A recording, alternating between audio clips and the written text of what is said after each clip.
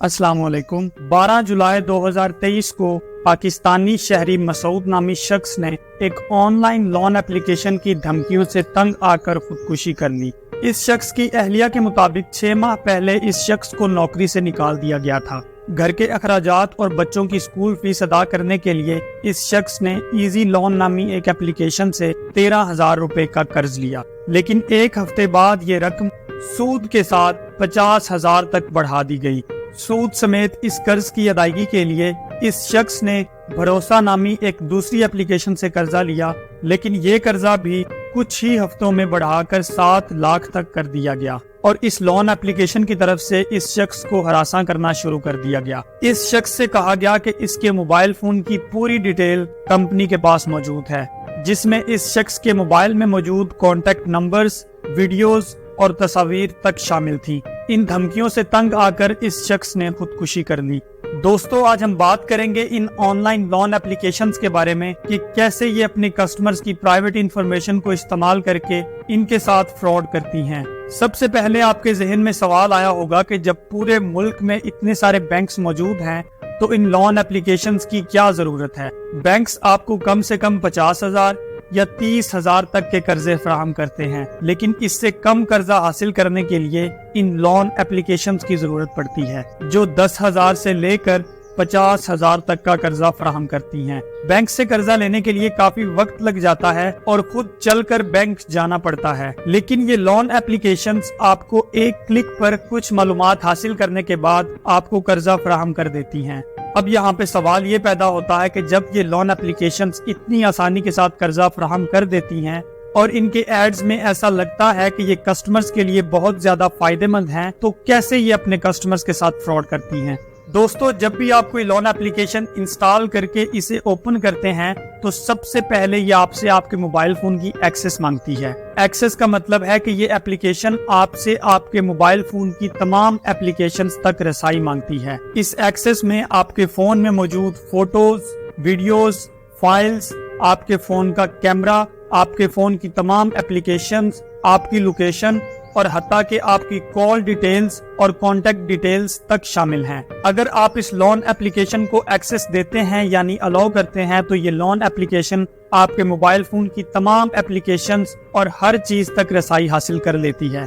اس application کو یہ تک پتہ چل جاتا ہے کہ آپ سیل فون کا کون سا ماڈل استعمال کر رہے ہیں۔ اتنی زیادہ حساس انفارمیشن جب ان کمپنیز کے پاس جاتی ہے تو اس کے بعد یہ اپنے کسٹمرز کو قرضہ فراہم کرتی ہیں۔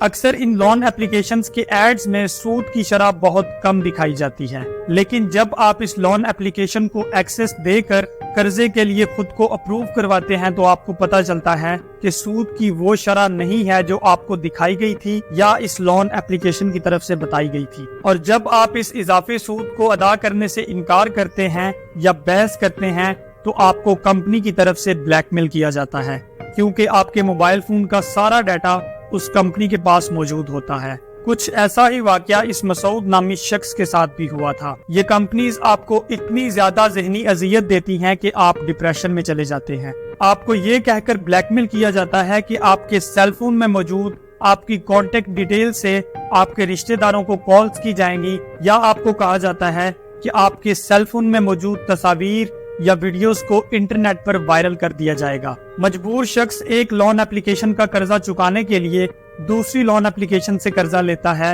اور اس طرح اس دلدل میں پھنستا چلا جاتا ہے۔ اکثر کچھ صارفین کے ساتھ ایسا بھی ہوتا ہے کہ جب وہ اس لون اپلیکیشن کو ایکسس دے کر کچھ معلومات ان کے ساتھ شیئر کرتے ہیں تو بغیر ان کی مرضی کے ان کا قرضہ اپروو کر دیا جاتا ہے اور بعد میں سود کے ساتھ یہ قرضہ لوٹانے کے لیے فورس کیا جاتا ہے، اور اگر وہ ایسا نہ کریں تو انہیں ہراساں کیا جاتا ہے۔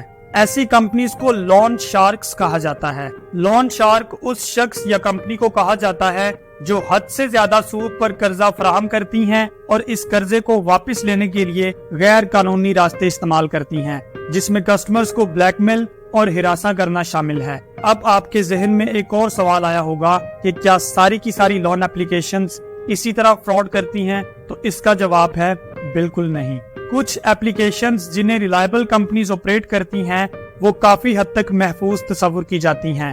ان اپلیکیشنز میں جیز کیش اور ایزی پیسہ وغیرہ شامل ہیں۔ جیز کیش کو جیز کمپنی اور ایزی پیسہ کو ٹیلینور کمپنی آپریٹ کر رہی ہے۔ اب یہاں پہ سوال یہ پیدا ہوتا ہے کہ ان جعلی لون اپلیکیشن سے کیسے بچا جائے۔ سب سے پہلے تو آپ قرضہ لینے کے لیے ہمیشہ بینکس کا استعمال کریں، لیکن اگر آپ کے قرض کی رقم بہت تھوڑی ہے تو ان ریلائبل لون اپلیکیشنز کا ہی استعمال کریں جن میں ایزی پیسہ اور جیز کیش وغیرہ شامل ہیں۔ اس کے علاوہ گورنمنٹ اور ٹیلی کمیونیکیشن اتھارٹیز کو ایک proper check and balance system بنانا چاہیے تاکہ کوئی بھی اتنی آسانی کے ساتھ لون اپلیکیشن بنا کر پلے اسٹور پر نہ ڈالے۔ دوستو یاد رکھیے گا کہ پلے اسٹور پر ہر اپلیکیشن آپ کے لیے سیف نہیں ہوتی۔ ان جعلی اپلیکیشنز اور فراڈ سے بچنے کے لیے اس ویڈیو کو اپنے پیاروں کے ساتھ شیئر کریں۔ امید ہے آپ کو یہ ویڈیو اچھی لگی ہوگی۔